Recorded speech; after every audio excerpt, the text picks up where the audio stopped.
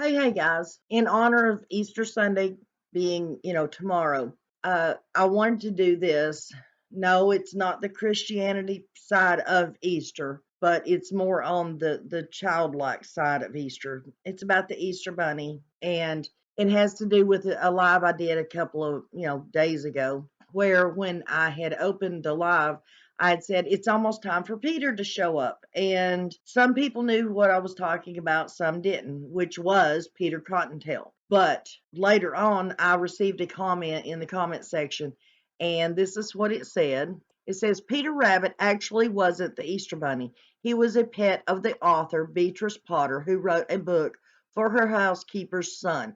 Beatrice Potter's life story is really interesting regarding her artwork from a young age that turned into published books. The Easter Bunny is actually the one who leaves eggs for the children to find. Basically, it represents the creation of life, the pursuit of happiness, and the resurrection of Christ. The Peter Cottontail story's moral tells children the importance of following their parents' directions in order to avoid dangers out into the world.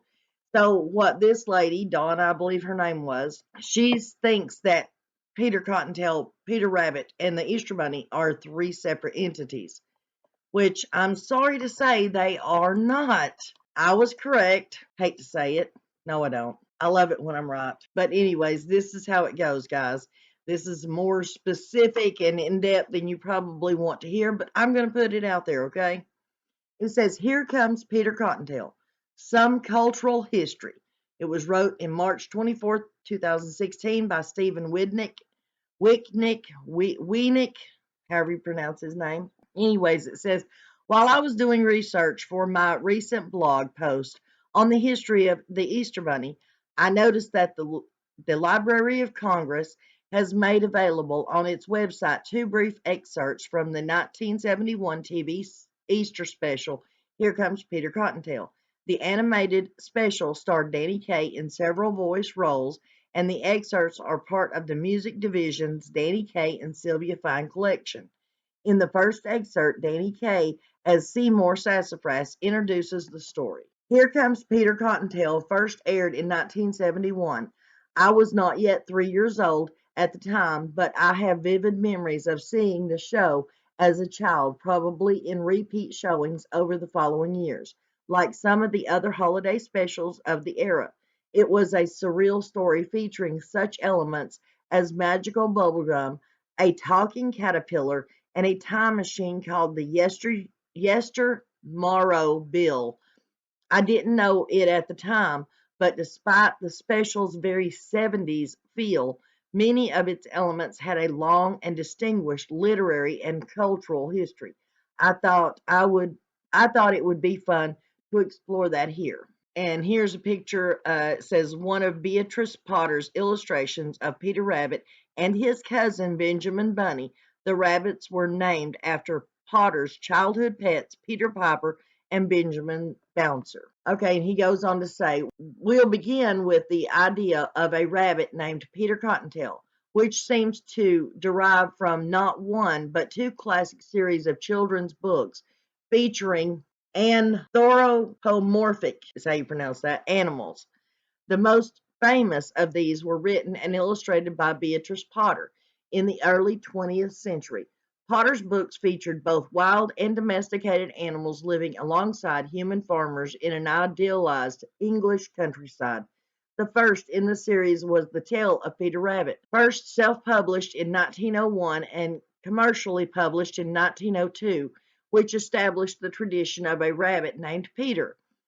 Potter herself had had a pet rabbit named Peter Piper as a child, which explained her use of the name for her most famous protagonist. Her fictional Peter also had a sibling named Cottontail, which supplies the second half of Peter Cottontail's name. Peter and his siblings feature in several of Potter's books, which you can read online. The Tale of Peter Rabbit, The Tale of Benjamin Bunny, and The Tale of Flopsy Bunnies. Only a few years after Potter's books began to appear, American naturalist, conservationist Thornton W. Burgess began writing his own series of animal tales. collectively known as the Old Mother West Wind books. Burgess's books featured a character named Peter Rabbit as well, due to Potter's influence, according to the Thornton W. Burgess Research League. He publicly acknowledged his debt to Potter in his autobiography with the following words: "When I began writing stories for my own small boy, a rabbit was already Peter, and there was no changing the name. I like to think that Miss Potter gave Peter a name known the world over, while I, with my illustrator Harrison Caddy's help, perhaps made him a character." And here's his. It says Harrison Caddy's book cover. Illustration for Thornton W. Burgess. The Adventures of Peter Cottontail. In addition to illustrating Burgess's books about Peter Rabbit, aka Peter Cottontail, he also drew a regular syndicated Peter Rabbit comic strip from 1920 until 1948. Burgess's Peter Rabbit was certainly a character. One of his character traits in the books is a tendency to put on airs, which derives the plot of one of Burgess's most popular books, The Adventures of Peter Cottontail in 1917, which you can read here. In this story, Peter decided his real name, Peter Rabbit, is too common and changes it to Peter Cottontail. It's only a temporary change, however, and by the end of the book, he's back to being Peter Rabbit. The Library of Congress has put another of Burgess's Peter Rabbit books, Mrs. Peter Rabbit, online at read.gov. By 1917, then, Peter Cottontail was a popular name for a fictional anthropomorphic rabbit. That rabbit was not, however, the famous Easter Bunny. The two ideas came together over 30 years later in the song Here Comes Peter Cottontail. The song, which tells a simple story of the Easter Bunny delivering baskets filled with candy, eggs, and flowers, was written by Stephen Nelson and Jack Rollins in 1949 and first recorded by Melvin Shiner in 1950. Shiner's version was a hit, but Nelson and Rollins had even bigger ambitions. In 1950, the king of holiday songs was Gene Autry. His 1947 hit, Here Comes Santa Claus, had been followed by his even more successful 1949 recording of Rudolph the Red-Nosed Reindeer. Nelson and Rollins pitched the song to Autry, who recorded it and sent it to number 3 on the Billboard country charts and number 5 on the Billboard Hot 100. Autry also sang it on screen in the 1951 movie Hills of Utah. The Autry Foundation put that version online at YouTube, and you can watch it here. So by 1950s, Peter Rabbit had become Peter Cottontail, and Peter Cottontail had become the Easter Bunny. But none of the works that contributed elements to Peter Cottontail idea had enough of a plot to be the basis of a TV special.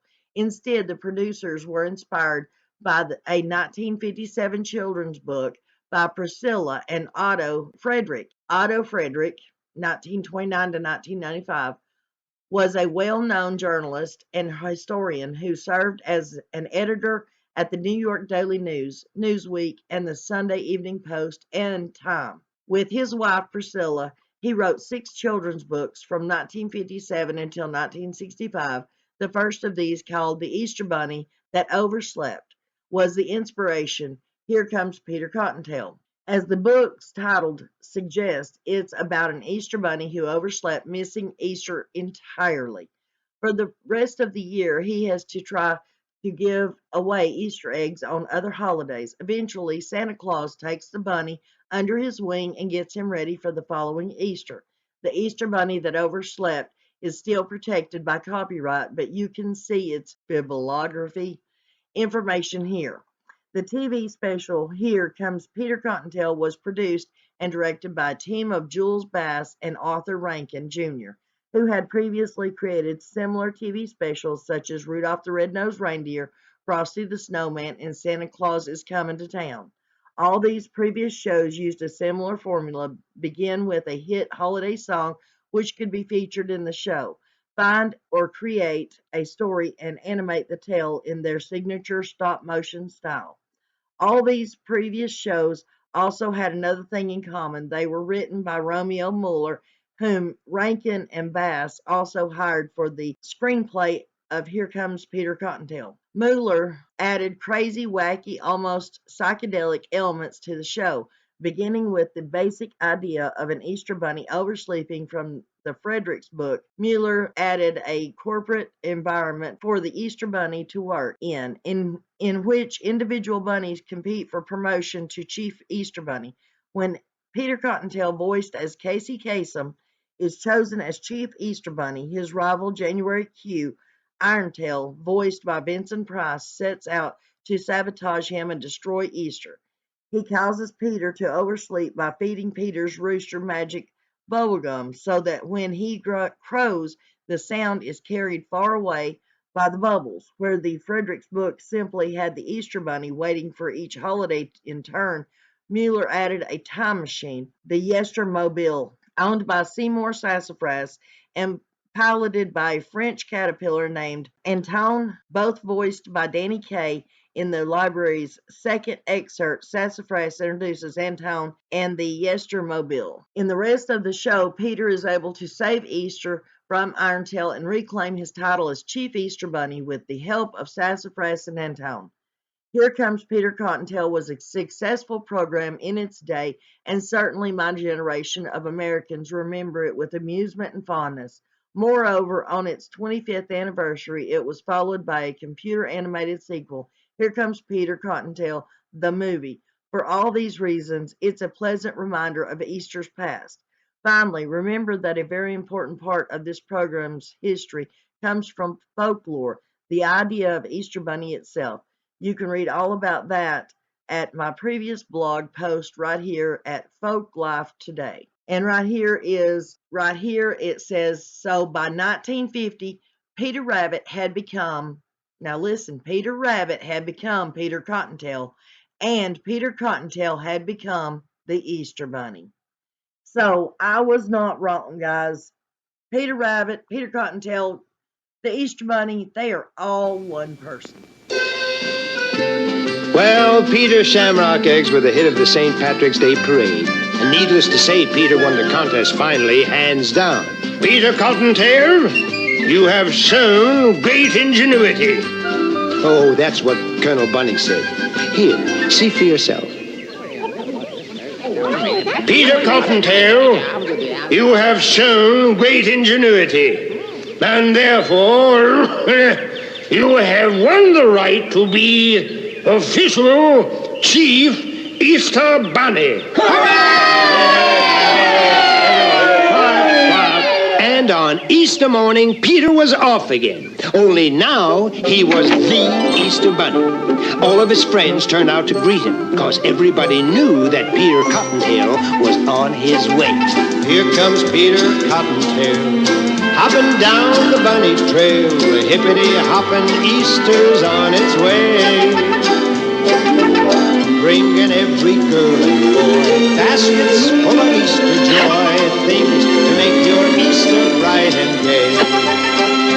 He's got jelly beans for Tommy, colored eggs for Sister Sue. There's an orchid for your mommy, and an Easter bonnet too. Oh, it's Peter Cottontail, hopping down the bunny trail.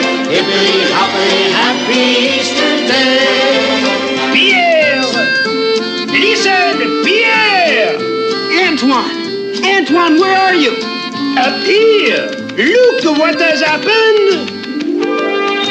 How do you like it, eh? Well, I went to sleep for a few months, and when I wake up, voila, I was butterflied. Come on, you can help. You can all help, everybody. Here comes Peter Cottontail, hopping down the bunny trail. Look at him stop, listen to him say. Try to do the things you should. Maybe if